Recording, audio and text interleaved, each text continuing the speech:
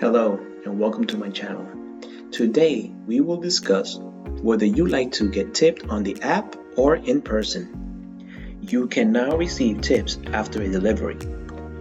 As a delivery partner, we know receiving tips is important, so we're excited to share that you can now earn tips after completing a delivery.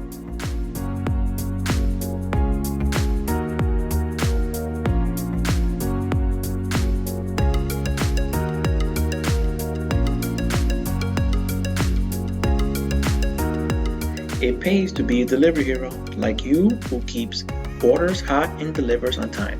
Even if customers don't initially tip, they can now contact Care to increase or add a tip to thank you for your hard work.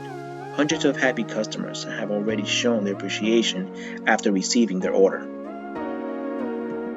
If a tip amount is increased or added for a previous delivery, you'll receive a notification and see the adjusted tip amount in the earnings section on the app.